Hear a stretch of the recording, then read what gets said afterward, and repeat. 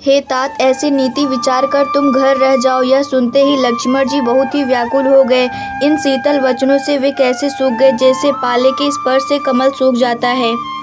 प्रेमवश लक्ष्मण जी से कुछ उत्तर देते नहीं बनता। उन्होंने व्याकुल होकर श्री राम जी के चरण पकड़ लिए और कहा, हे नाथ, मैं दास हूँ और आप स्वामी हैं, अतः आप मुझे छोड़ ही दे तो मेरा क्या वश है।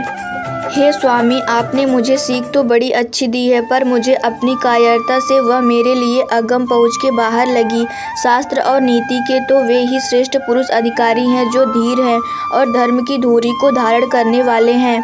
मैं तो प्रभु आपके स्नेह में पला हुआ छोटा बच्चा हूँ। कहीं हंस भी मंदराचल या सुमेरु पर्वतों को उठा सकते हैं। हे नाथ, स्वभाव से ही कहता हूँ, आप विश्वास करें, मैं आपको छोड़कर गुरु, पिता, माता किसी को भी नहीं जानता।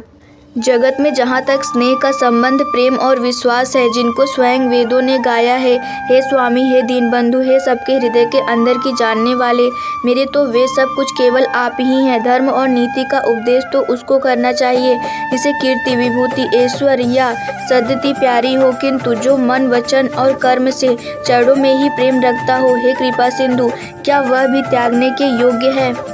दया के समुद्र श्री रामचंद्र जी ने भले भाई के कोमल और नम्रता युक्त वचन सुनकर और उन्हें स्नेह के कारण डरे हुए जानकर हृदय से लगाकर समझाया और कहा, हे भाई, जाकर माता से विदा मांग आओ और जल्दी वन को चलो। रघुकुल में श्रेष्ठ श्री राम जी की वाणी सुनकर लक्ष्मण जी आनंदित हो गए।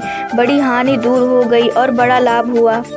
वे हर्षित हृदय से माता सुमित्रा जी के पास आए, मानो अंधा फिर से नेत्र पा गया हो। उन्होंने जाकर माता के चरणों में मस्तक नवाया, किंतु उनका मन रघुकुल को आनंद देने वाले श्री राम जी और जानकी जी के साथ था।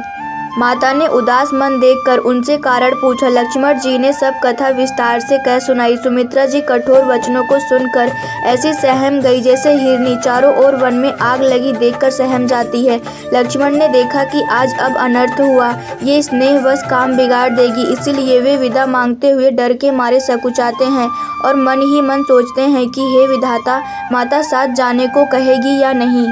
सुमित्रा जी ने श्री राम जी और श्री सीता जी के रूप, सुंदरशील और स्वभाव को समझकर और उन पर राजा का प्रेम देखकर अपना सिर धुना पीटा और कहा कि पापिनी कैकेयी ने बुरी तरह घात लगाया, परंतु कुछ में जानकर धैर्य धारण किया और स्वभाव से ही हित चाहने वाली सुमित्रा जी कोमल वाणी से बोली, हे तात, जानकी जी तुम्हारी माता है और सब प्रकार से स्नेह करने वाले श्री रामचंद्र जी तुम्हारे पिता है। जहाँ श्री राम जी का निवास हो वही अयोध्या है, जहाँ सूर्य का प्रकाश हो वही दिन है।